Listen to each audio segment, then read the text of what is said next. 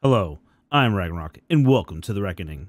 So today we're going to be taking a look at Age of Calamitous mod for Conan Exiles, the game, patch notes. We're going to be taking a look at the October 21st patch notes, so version 2.92. So this is the second in the patch notes series. Like I said in the previous video, if you haven't watched it yet, or if you already watched it, we're going to be testing out whether patch notes are something that we can do a video on, if something's interesting, and something that helps you all out. So like I said in that video, or if you haven't watched it yet, leave a comment in the comment section below. So we're testing this out, so I'm curious to see if you guys think these patch note videos are useful, if you think you'd like to see more of them in the future, or if you have any like hey, can you show this a little better, or maybe do this or whatever, you know, go over this line more specifically, or if you have questions to something I didn't go into detail enough about, or may have given the information in a confusing way. So whatever, leave that in the comment section below so I can know if, you know, this is something you guys are interested in seeing more of in the future. So we're trying it out.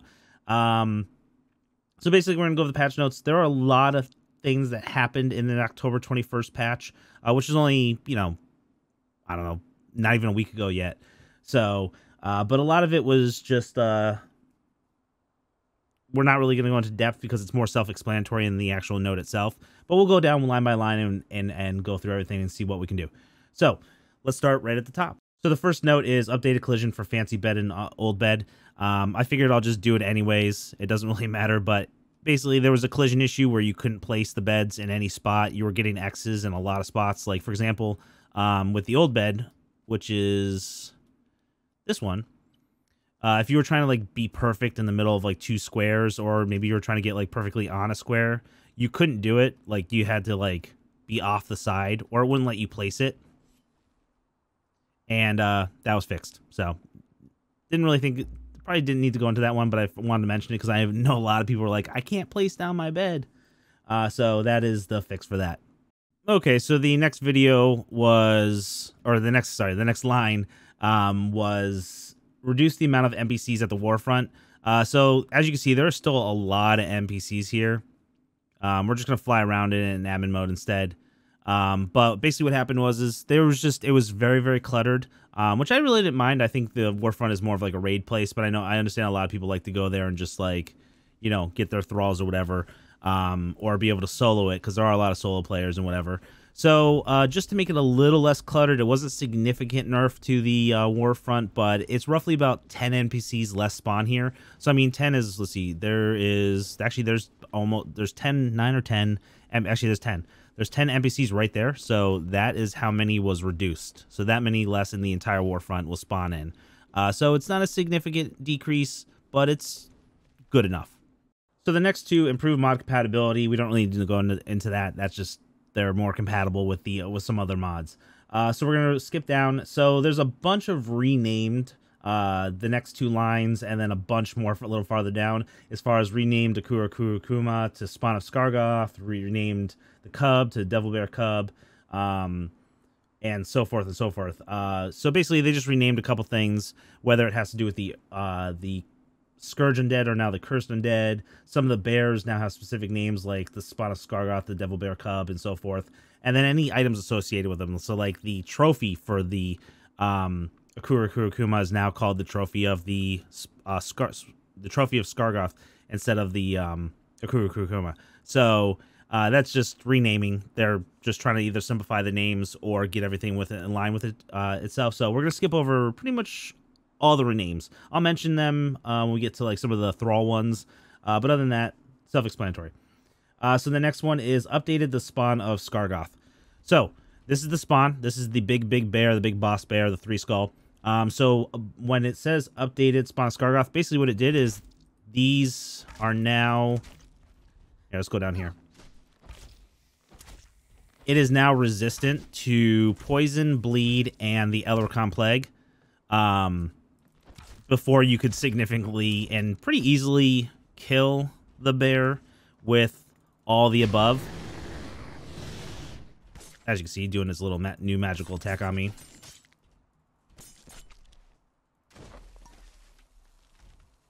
I'm in God mode, obviously. That's probably why I'm not dying. But, ooh, the bear's glitching on the ground.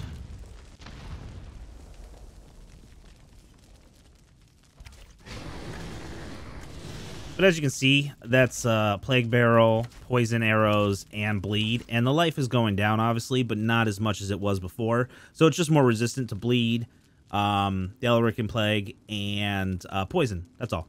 Updated resource loot, Unstable Substance, only drop from Scourge creatures and Plague Meteors. So Unstable Substance was dropping from some of the Ghost or like Wraith type creatures like the Spectral, whatever. So that should only be Ectoplasm because Ectoplasm, Ghost, hand in hand. And it was having some unstable substance. Hard word apparently for me today. But now they will only drop from the actual Scourge or Corrupted creatures, which is accurate. Something that gives the plague should only drop the chemical for the plague. So there you go. Next would be reduced generation time for resource mines and lumber and for the lumber mill. So essentially what was happened is they just decreased the amount of time it takes for each quantity of resource to actually spawn in the lumber mill. So the lumber mill had a reduction of 60 seconds in how long it regenerates. Which brought it down to 200 every 200 seconds it generates, you know, a stack of wood or whatever it's, you know, whatever quantity of wood it generates. The tier 1 mine, which is this one right here, had a reduction of 30 seconds, so 30 seconds less, and that brings it to every 180 seconds it would generate. The tier 2 mine had a reduction of 40 seconds, which brought it down to 175 seconds per generation. And then the tier 3 mine was minus 50 seconds, which brought it up to or down to 170 seconds per generation. This and the lumber mill were actually updated again in the next patch, October 25th. I'll mention that when we get to that patch. They were just slightly adjusted even more. But that is, as of this patch, what the changes were for that. The next note would be a couple of oddballs are out in the wilderness scavenging for their sanctuary. So unfortunately, I can't show that one because we are past the 25th, and that itself was modified again on the 25th update, or the October 25th update. But essentially, what happened is over in about L4 and L5, right over here, Bobby and Lannis, yep, Bobby from Bobby's Cave, that's up here, were actually roaming around the jungle, and they would attack you. They were hardcore. Each one of them had about 120,000 HP, and they would mess you up. They were pretty rough. They were more damage sponges than anything, but they dropped some really good stuff. Now, it was mainly for Halloween, and again, that was changed, so they are still around, but what they were changed to is in the next patch, which we'll have in the next video for you. So the next change would be move spawn zone of Scourge Spider and Zynarus. So both of those, the Scourge Spider and Zynarus, used to spawn in roughly this area. Right where the desert and the jungle kind of start meeting, and there's like a little crevice there. That's where they would spawn in. They now spawn in over here in M4, right where I am on the map, right here. And as you can see, I just saw it. Where'd they go? Oh, there it is. So there's the Scourge Spider. You got the other boss spider right there, but there's Scourge Spider, and there was Zynarus. There you go. You can see the big black cloud over there. So we'll go over there real quick. And while we're here, we'll talk about a line. There's a line farther down where it says... So there's Zynarus. Zynarus is the Anubis-looking dude that's really rough. I'm in cloaked mode, that's why he's not attacking. We're going to kill him real quick. And as you can see, he's not emitting any plague.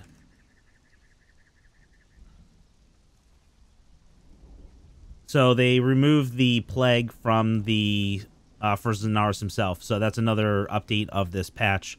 He no longer emits the Elric plague. So you can kill him with ease. Well, maybe not with ease because he is a pain in the butt to kill, but you don't have to worry about getting killed by the plague after that. So that's a nice addition also. Okay, so the next changes was a nerf to the soldiers and archers of the factions. So basically the faction soldiers and archers, all their other stats remain the same, except for their damage is now equal to the votaries of Skelos, which are vanilla tier 4 thralls, named thralls.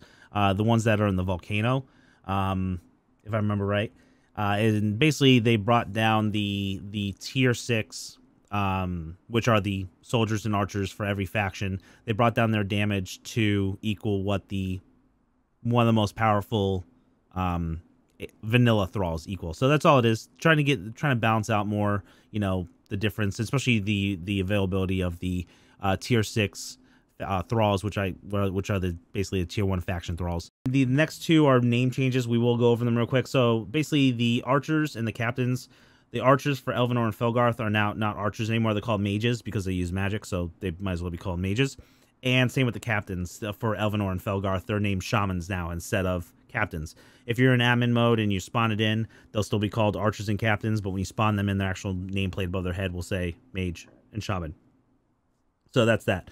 The next one, updated Felgarth soldier, shaman, magus, elder to utilize magic instead of melee. Basically, you know, Felgarth is a magic faction.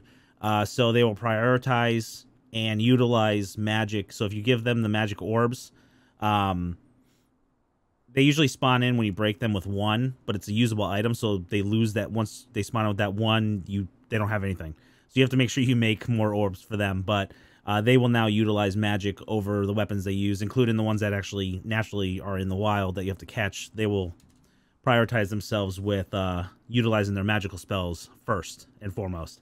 So it makes them a little more deadly, because it's one thing for you to use magic and for it to not be as viable, but if you give it to a thrall that's geared towards it, it's a lot more dangerous and viable. So definitely give that a whirl.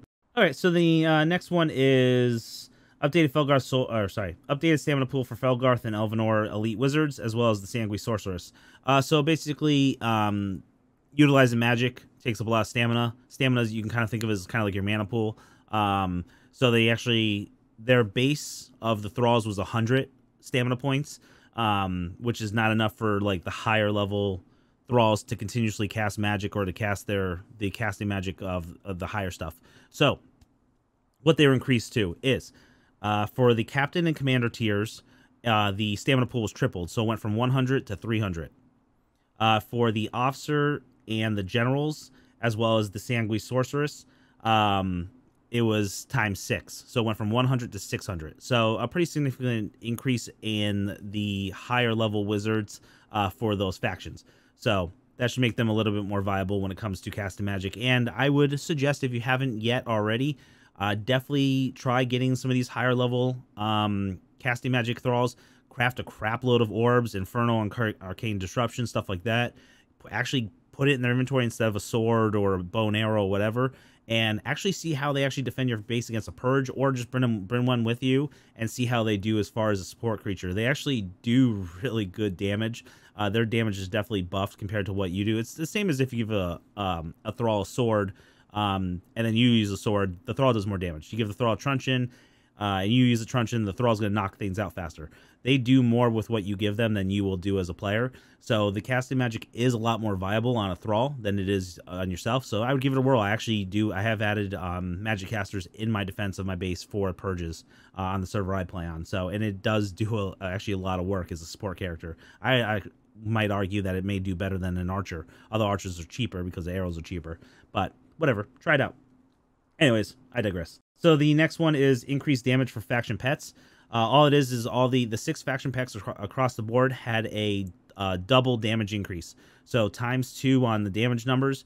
If you're interested in the damage numbers and all that stuff, we did do a faction pets video a little while back. We went over all 6 of the faction pets, and we went over the in-depth stats, HP, what kind of debuffs they do, and armor rating and all that junk. So definitely check that out if you haven't. But you can take any damage from those pets and double it. Reduce the size of the Elvanor faction pets, dragon specifically. So basically, if you watch that pet video, the dragon was massive. Now it's this size. So it's definitely got a significant decrease in the size, which in my opinion is actually really, really good. Right now I know there's a couple of things going on with the dragon, which is, I believe, was either fixed by now or is on the way of being fixed. But either way, decreasing the size is actually really good. So the dragon was awesome before. It was massive, though. So it was really hard getting into tight quarters. The other thing, too, is because it was so big, it's like area it would hit, it would miss. Like if it was fighting a bunch of thralls, it would miss a lot of thralls because and it would take a lot of damage because its hitbox was so big. And it had a lot of blind spots, it wasn't really viable against like a big group of like thralls and stuff like that. Making it smaller is going to make its area of attack a lot tighter, and it's going to give it a lot less blind spots and spots where a lot of thralls can get in and attack it. So this actually may make it more effective as a pet, which is really good. So try it out again. If you tried it out then, it may be a little bit better than it was before. And out of all the creatures, the dragon had a crazy amount of armor and HP. So, and again, check out that pet video that we did if you want to get those stats. The next line was remove fall damage from faction pets. So one of the issues was happening is people were teleporting around the map using the Pippi mod home, using the teleport, just the regular map, the vanilla map table, and a couple other things like that, or just running in general and the pet would follow you and come off a cliff and it was dying. Most of the time it happened when being teleported, or using like Pippi portals and stuff like that. They were basically dying once you got to the other side. Amongst other ways, they were actually dying from fall damage. So removing the fall damage from them should stop them from dying in that feature, which would, again, will make them more viable as far as a pet that follows you throughout your gameplay. So give that a whirl again. Okay, so the next update was faction captains are now randomized between commander, officer, and general as well. So basically what that means is, so you always have your tier 6 and tier 7, which is your, soldier archers, tier 6, tier 7 is your captains. And then like your tier 8, there's the thralls, the faction thralls actually go up to tier 10 now, or not. Well, it's always been tier 10. It just used to be tier 9 instead, but we're not gonna get into it. Anyways, so basically what happened, shy of like maybe like one example, like the Empress Knight, for example, anything higher than tier 7, which would be a captain, you could only get in the purge for that appropriate faction. For example, like the Stormhold purge, or actually let's use Vangul because it's easier in my head. In the Vangul camps, you could never find like a Mashun, whatever. Anyways, it's one of the higher tier Vangul thralls. You would have to get a Vangul purge to capture that, or if you wanted to get the Vangul warlord, for example, which is the tier 10 Vangul, you would only ever be able to see that in a purge, which means you had to build in a Vangul purge zone, get a Vangul purge, survive it, and then capture the Vangul, the tier 10 Vangul soldier. Well, now they can they randomize. So instead of always seeing captains as the highest tier of thrall in a camp, shy of like I said, the Empress Knights do spawn in the Cold Embrace Legendary camp, which they are a higher tier, but they're like the only exception really for more or less. Now you can actually get a random, so it can be any of the tiers instead of a captain, or you can get a captain in like a tier 8 or a captain in a tier 9 that spawn in the camps. You're going to see them in all the 12 of the camps. It is a lower rate for the higher the tier goes up, and if it's a legendary camp, has a better chance of spawning in a higher tier than a normal camp. But you can still get the high tiers in the normal camps. I actually go to the Vangul normal camp quite often, and I can get up Mashuns quite often.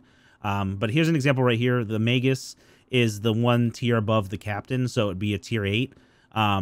You normally wouldn't see this here. The highest you would see at the camp would be a captain, whatever they were renamed to, I already forget. Okay, so the next thing is, now we're going to move down to, we're going to skip over the audio added voice for the Wraith. We'll check out the Wraith a little bit in a little bit.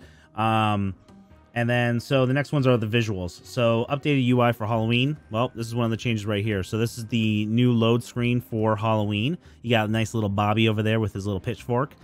Which, like I said, he is, or the oddball feature of this patch was him running around the map and hitting you. So be careful.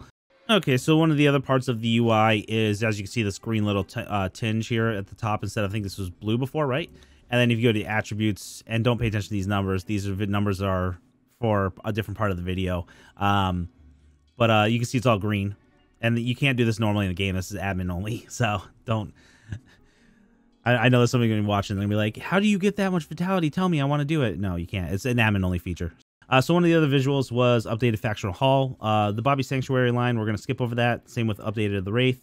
And we don't need to talk about the Spawn of Scargath trophy because it's just updated, that's all. So this is the Faction Hall. As you can see, it's green. Some spider webs. You got some bones on the ground. You can hear the music in the background.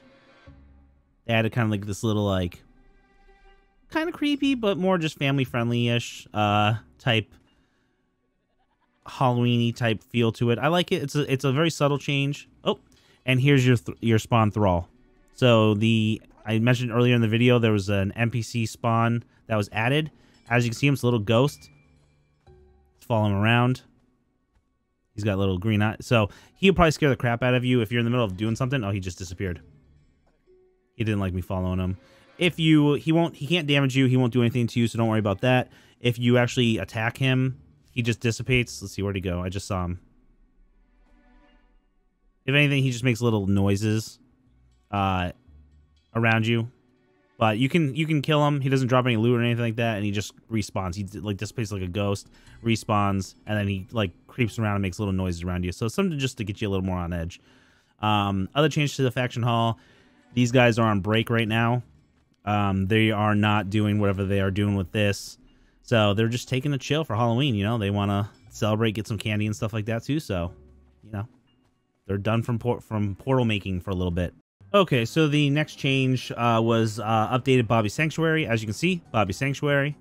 Little visual change. You got Lannis there, you know, doing whatever he's doing. Bobby's got his nice little throne right here. So just a little visual change to the Sanctuary. You can hear there's a little bit of the music from the load-in screen is also here. So just kind of cool. They added these little dudes right here. These little scary dudes with the little feet as weapons or hands. That's a hand. Okay, so the other NPC that was added, I told you we'd go back to it from later, added new NPCs. It's these guys right here. So these are like the minion of the Wraiths. When you kill them, they don't drop any loot. But they do damage to you, and they do have some HP. So let's attack one real quick. I'm in. As you can see, I'm using the Vanquish Cleaver. And my strength is set to 50, so it's not admin changed. It's just what the max would be for strength. So that gives you an idea of how much damage you do. Plus, this is the Vanquish Cleaver, which is one of the end game Age of Calamitous weapons. Okay, so here's the Wraith. So they added a good amount of things to the Wraith in this patch. The voice, it's visually different. He has a couple of magical attacks now. And what else? I'm trying to remember what else was changed in the Wraith. Updated Wraith. That's pretty much it, actually, for this update. So let's attack him. I'm turning the volume up a little bit so you can hear him.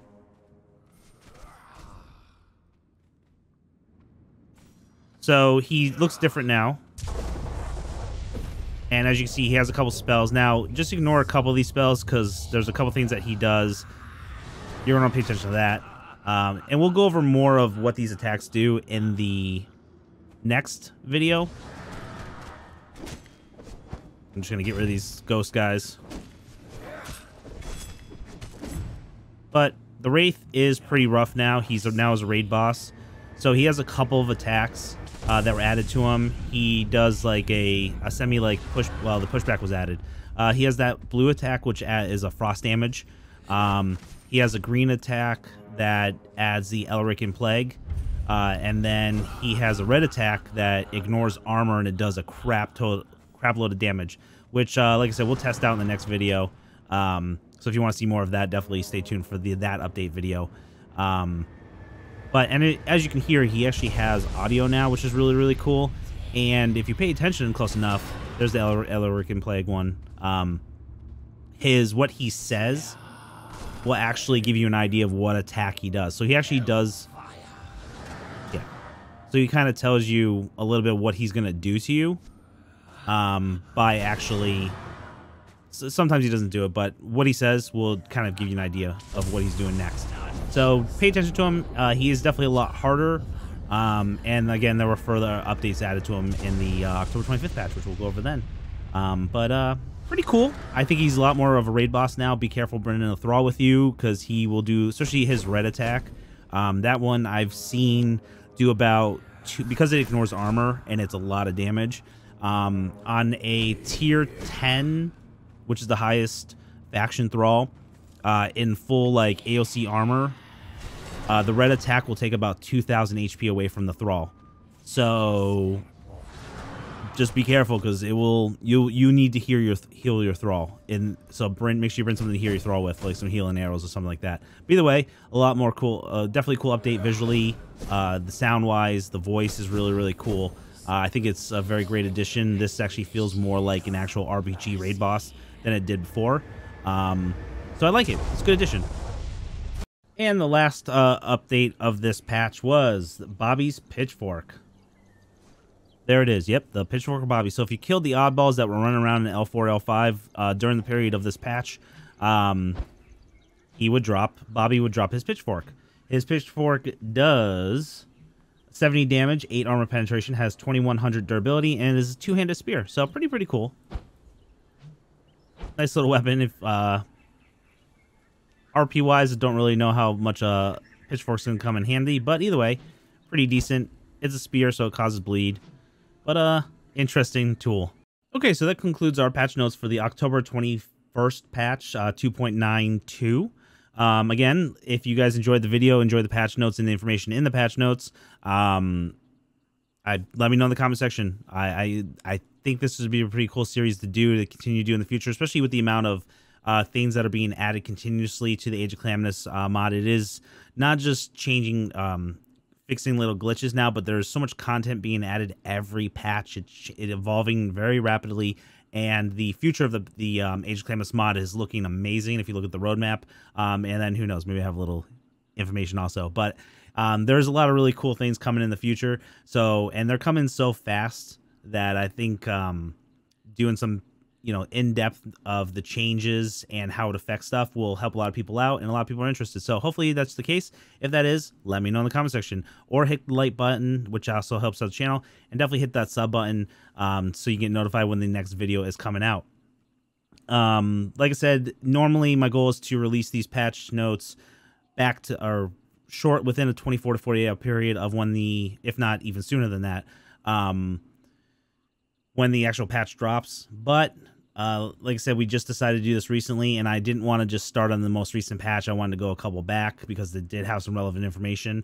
So I figured we'll do it. But normally you'll get all the information for that patch in that patch, instead of being like, oh, stay tuned for the October 25th patch notes video, because you'll have the most up-to-date information.